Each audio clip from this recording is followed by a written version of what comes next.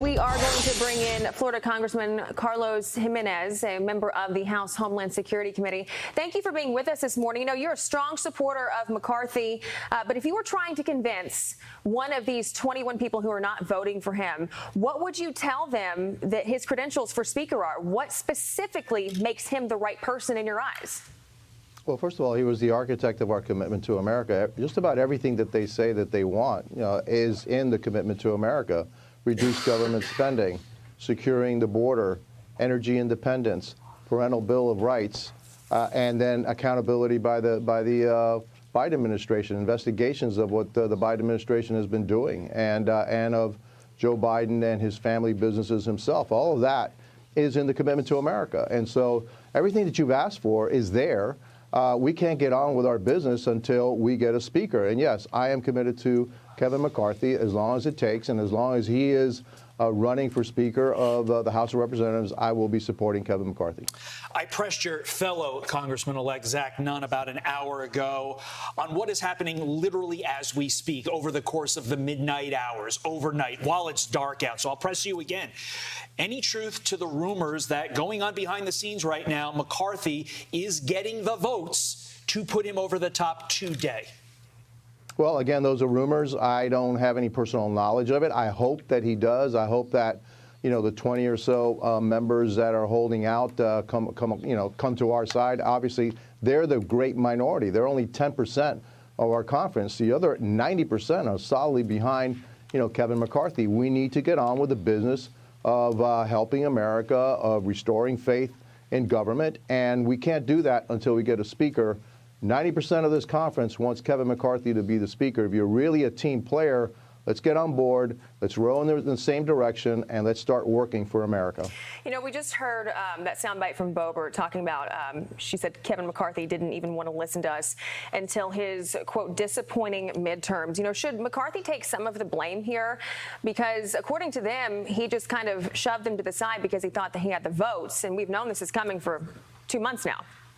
I don't believe that's true. Look, we have a process. I mean, our leader and our conference works in a certain way. They listen to every single member. No member should have special consideration because they're upset about something. There's a process for that.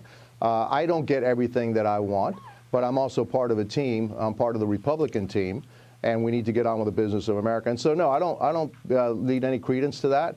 Nobody should have any special treatment, and nobody should be treated, differently than anybody else. And so, that she somehow gets to have his ear for something, I just don't believe that's true, and I certainly don't believe that's fair. So you don't think any of the blame falls on McCarthy? No, I don't. I really don't. I think there were some people that really have they either like the chaos or they just don't like Kevin McCarthy. Look, he's given a lot into these to the 20 or so, a lot of demands. They've been given, he's apparently given concessions to them, concessions that frankly the rest of us, weren't looking for and weren't asking for. And so I think that he's gone above and beyond to try to, close this deal, and we're willing to go along with him because we need to have a speaker. We need to get to start to work, and we can't do that until we elect a speaker. There have been competing narratives over this entire process on the optics of it, literally over the last 24 hours. Many calling it a disaster for Republicans, saying these people are just grandstanding, they don't want anything. Others celebrating the thoroughness of the process and saying this is how it's supposed to happen. What camp are you in, Congressman-elect? Look, the thoroughness of the process is before all of this started. I mean, we had votes on rules. We have votes. We have a process of how somebody gets on a committee. And so that's the thoroughness of the process. And then we had an election and where we chose our leader. And then by 90%, Kevin McCarthy was chosen fair and square as our leader. And if you don't like the results, well, are you really a Republican? Are you part of this team? I hope that they come around, that they find themselves, that they are Republicans, they're part of this team. Come on back.